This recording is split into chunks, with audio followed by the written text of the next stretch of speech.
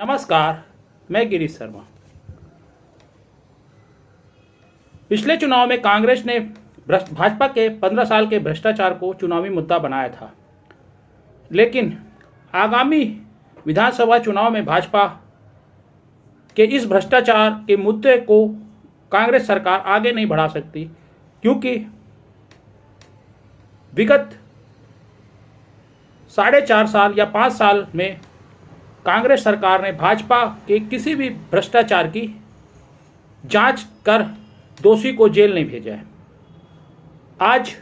कांग्रेस भवन में आयोजित पत्रवार्ता में जब यह सवाल कांग्रेस प्रवक्ता अखिलेश प्रताप सिंह से पूछा गया कि कांग्रेस ने अपने 4.5 साल या 5 साल के कार्यकाल में भाजपा के किसी भी भ्रष्टाचार के मुद्दे को जांच करके दोषी को सजा नहीं दिला पाई है, तो उन्होंने इस पर कहा कि केंद्र सरकार भी तो कांग्रेस पर भ्रष्टाचार का आरोप लगाई, लेकिन किसी को भी जेल नहीं भेज सकी, जो यह बताता है कि कहीं ना कहीं भ्रष्टाचार के मामले पर दोनों ही राजनीतिक दल सिर्फ सत्ता तक पहुंचने में उपयोग करते हैं, इसके बाद इस मुद्दे को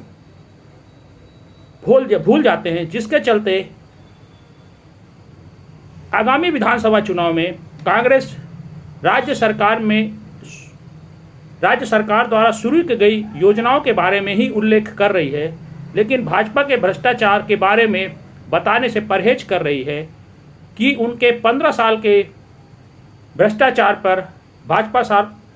कितने भाजपा नेताओं को कांग्रेस ने जेल पहुंचाई या किसको सजा दिलाई।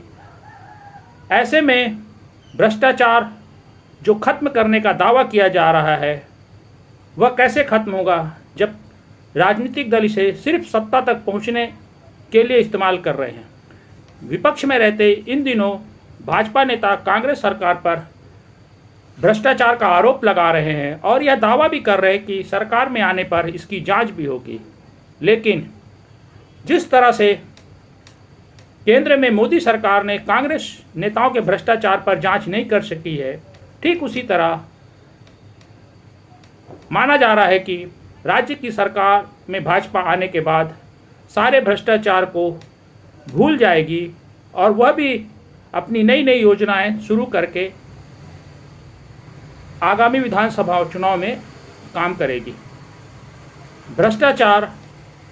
वर्तमान में सिर्फ सरकार सत्ता में पहुंचने का एक मार्ग है, इसके अलावा कुछ और दिखाई नहीं देता, क्योंकि मारेंगा बाईपास को लेकर कांग्रेस ने जमकर भाजपा सरकार पर आरोप लगाए थे कि इसमें भ्रष्टाचार हुआ है, लेकिन मारेंगा बाईपास की जांच आगे नहीं बढ़ सकी।